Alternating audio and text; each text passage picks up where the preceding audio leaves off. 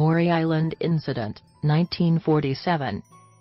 The Maury Island incident refers to claims made by Fred Chrisman and Harold Dahl of falling debris, and threats by men in black following sightings of unidentified flying objects in the sky, over Maury Island in Puget Sound in June 1947. Dahl later retracted his claims, stating the story was a hoax.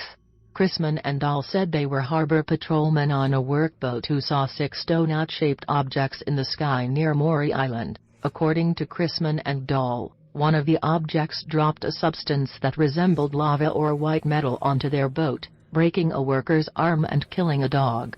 Dahl claimed he was later approached by a man in a dark suit and told not to talk about the incident. The story was later retold in Gray Barker's book They Knew Too Much About Flying Saucers, which helped to popularize the image of men in black in mainstream culture. The substance claimed to have been dropped by the objects was found to be slag from a local smelter. Years later, Dahl confessed to a reporter that the incident was a hoax.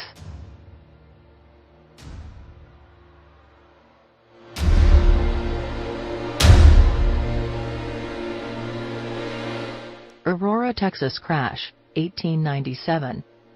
During the 1896 to 1897 time frame, numerous sightings of a cigar-shaped mystery airship were reported across the United States. One of these accounts appeared in the April 19, 1897, edition of the Dallas Morning News. Written by a resident S.E. Hayden, the alleged UFO is said to have hit a windmill on the property of a Judge J.S. Proctor 2 days earlier at around 6 a.m. local, Central Time, resulting in its crash. The pilot did not survive the crash, and was buried with Christian rites at the nearby Aurora cemetery. Reportedly, wreckage from the crash site was dumped into a nearby well located under the damaged windmill, while some ended up with the alien in the grave. Adding to the mystery was the story of Mr. Brawley Oates, who purchased Judge Proctor's property around 1945. Oates cleaned out the debris from the well in order to use it as a water source, but later developed an extremely severe case of arthritis, which he claimed to be the result of contaminated water from the wreckage dumped into the well. As a result, Oates sealed up the well with a concrete slab and placed an outbuilding atop the slab.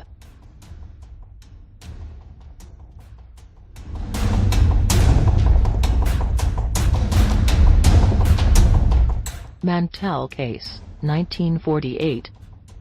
The Mantell UFO incident was among the most publicized early UFO reports.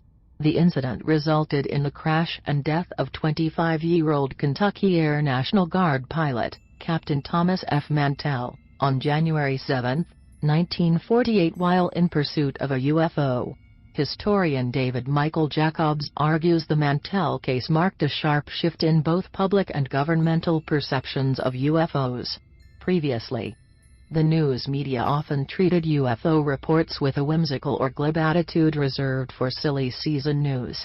Following Mantell's death, however, Jacobs notes the fact that a person had died in an encounter with an alleged flying saucer dramatically increased public concern about the phenomenon. Now a dramatic new prospect entered thought about UFOs.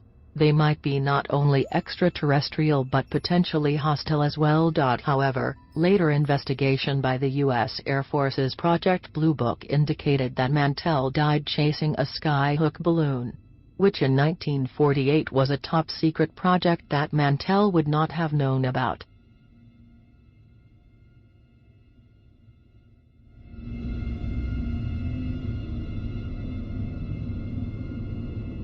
Incident at Exeter, 1965. The Exeter incident was a highly publicized UFO sighting that occurred on September 3, 1965 approximately 5 miles from Exeter, New Hampshire, in the neighboring community of Kensington.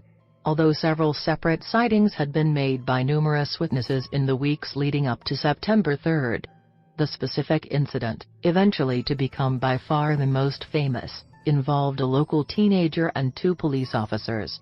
The Exeter incident remains listed as unexplained by the United States Air Force.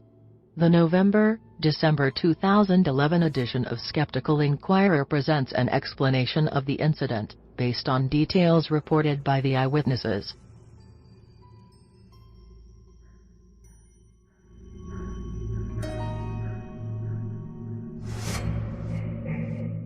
Pascagoula, Mississippi Case, 1973.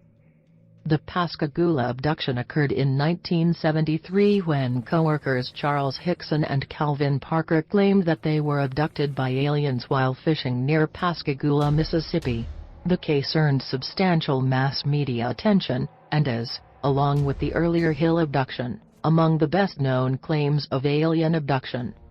On the evening of October 11, 1973, co-workers 42-year-old Charles Hickson and 19-year-old Calvin Parker told the Jackson County, Mississippi Sheriff's Office they were fishing off a pier on the west bank of the Pascagoula River in Mississippi.